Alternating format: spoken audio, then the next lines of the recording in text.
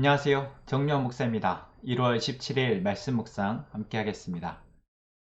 민수기 10장 1절에서 10절의 말씀입니다.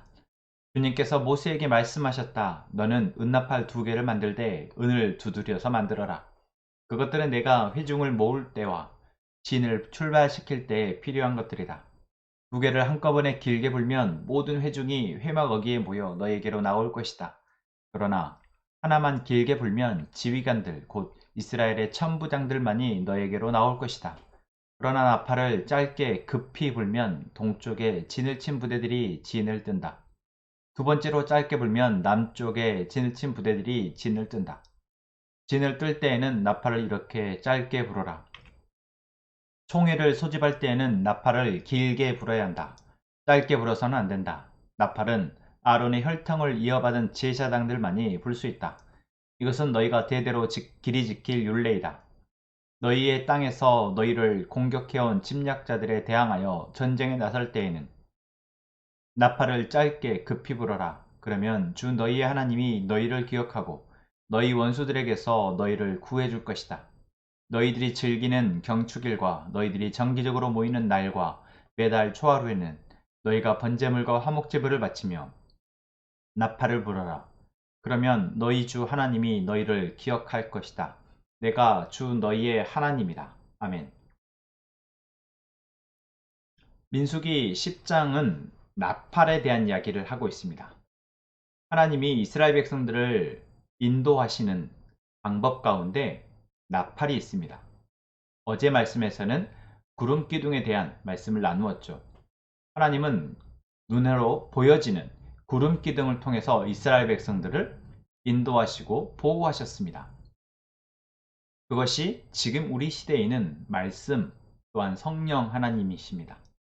그래서 우리는 하나님이 우리를 인도하고 계심을 알고 민감하게 그분의 우리에게 하신 음성을 듣고 또한 그것에 순종하는 사람, 순종하는 삶을 살아야 하겠죠. 그리고 우리가 살아가는 동안 이렇게 하나님의 인도하심을 말씀 속에서 또한 성령님의 인도하심을 느끼지만 이 나팔은 하나님이 제사장들을 통해서 하나님의 뜻을 전달하기 위해서 사용하는 도구였습니다. 그래서 8절 말씀에 나팔은 아론의 혈통을 이어받은 제사장들만이 불 수 있다라고 말씀하시고 이것이 영원히 지켜져야 할 규례라고 말씀하십니다. 하나님은 구름 기둥을 통해서도 하나님의 뜻을 직접 보이셨지만 또한 아론의 아들 제사장들을 통해서 나팔을 불게 하여 하나님의 명령을 전달하신 것입니다. 그렇습니다. 우리가 말씀을 통해서 또한 성령님의 인도하심을 통해서 하나님의 음성을 듣고 그 말씀에 순종함으로 삶을 살아가기도 하지만 또한 공동체적으로 하나님의 지도자를 통해서 하나님이 세우신 리더들을 통해서 공동체에 주시는 명령 또한 메시지도 있는 것입니다. 어쩌면 지금 이 시대에는 우리가 각자가 하나님의 음성을 듣기보다는 교회에서 목회자를 통해서나 리더들을 통해서 들려지는 나팔과 같은 목소리에 더 많이 순종하고 따라가고 있는 상황인 것 같습니다. 그러나 분명한 것은 제사장 역시 하나님의 말씀에 따라서 나팔을 불었다라는 것입니다. 백성들을 모으거나 백성들로 하여금 이동하도록 명령하는 것, 제사장이 명령한 것이 아니라 하나님의 명령입니다. 제사장은 나팔수에 불과한 것이죠. 제사장은 나팔수로 사용된 것일 뿐입니다. 그래서 우리는 이 시대에 많은 목회자들이 또는 교회 리더들이 자신의 생각을 하나님의 생각인 것, 하나님의 뜻인 것처럼 말하는 소리들을 잘 분별해야 합니다. 그래서 우리가 하나님이 우리 안에 주신 성령의 인도하심 속에서 말씀을 듣고 분별하는 것이 중요한 것입니다. 그러나 그런 부정적인 사례가 있지만 또한 하나님은 반드시 공동체 지도자를 통해서 하나님이 세우신 목회자를 통해서 공동체 전체를 이끌어 가신다라는 것 또한 우리가 절대 잊어서는 안 됩니다. 그것이 가장 안전한 방법이기도 합니다. 지도자가 바로 서서 하나님 앞에 구별된 자로 서서 주의 음성을 분별하여 듣고 그 음성에 따라서 교회, 공동체를 이끌어가는 것. 여러분, 이것이 가장 안전한 방법, 가장 보편적인 방법이다라는 것이죠. 우리는 그렇게 되기 위해서 기도해야 합니다. 또한 오늘 나팔은 단순히 하나님의 명령을 제사장이 전달하는 데만 사용되는 것이 아니라 나팔을 또 불도록 하신 용도는 바로 이스라엘 백성에게 문제가 생겼을 때입니다. 특별히 9절 말씀에서는 너희의 땅에서 너희를 공격해온 침략자들에 대항하여 전쟁에 나설 때라고 말하고 있습니다. 너희의 땅, 다시 말하면 이스라엘 백성들이 이제 머물게 된 땅에서 적들이 침이 왔을 때 그들에 대항하여 싸우기 위해서 나팔을 불라는 것입니다. 이 나팔은 백성들을 다 소집해서 자, 이제 다 모여서 우리 전쟁합시다. 이 용도가 아닙니다. 어떤 용도입니까?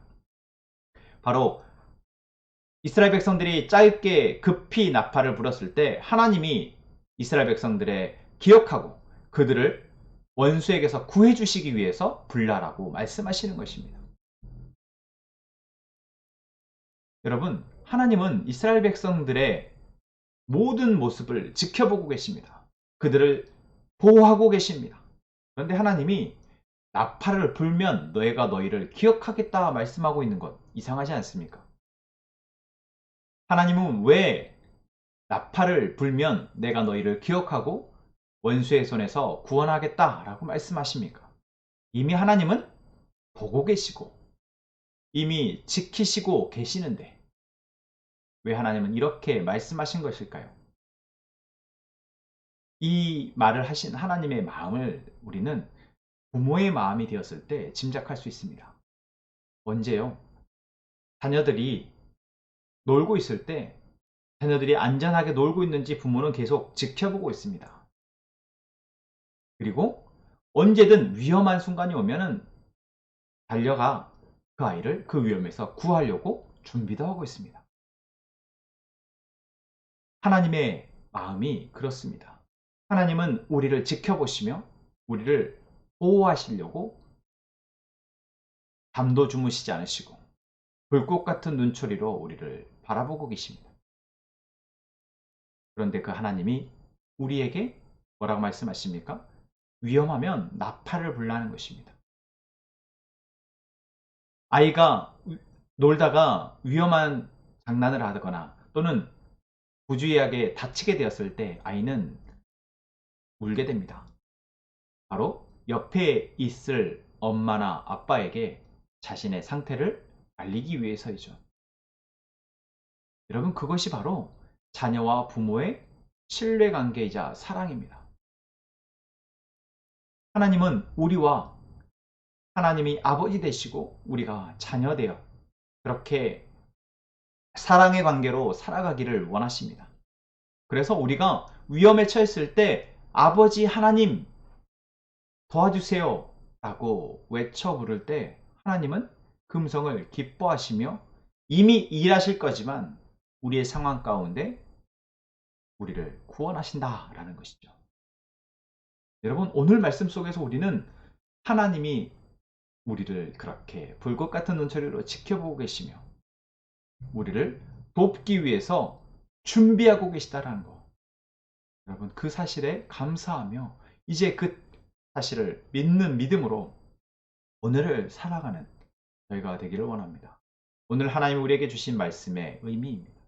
여러분, 두려워하지 마시고 염려하지 마시고 근심하지 마시고 하나님이 우리와 함께 하심을 믿고 하나님이 인도하시는 음성에 잘 따라가는 자, 또한 우리가 감당할 수 없는 상황 또는 문제 상황이 생겼을 때 주저하지 않고 하나님의 이름을 부르며 하나님께 도움을 구하는, 그래서 하나님이 우리 가운데 일하시는 것을 경험하는 우리 모든 함께 행복한 사랑목자교회 성도들 되기를 소망합니다. 기도합시다. 하나님, 오늘도 우리에게 말씀하시니 감사합니다. 우리가 하나님의 말씀을 듣고 이제 우리와 언제 어디서나 함께 하시는 그 하나님을 믿어 하나님께 기도하는 저희가 되게 하여 주옵소서.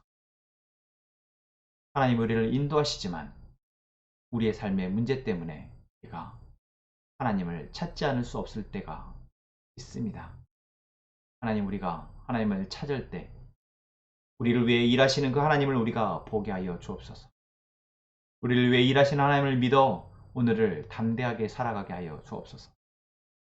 함께 행복한 선어목적회를 사랑하시는 하나님, 이제 우리 공동체 안에 교회를 함께 세워갈 직분자들을 세우시고 그들을 통해서 통도를 온전케 하는 은혜가 있게 하여 주옵소서.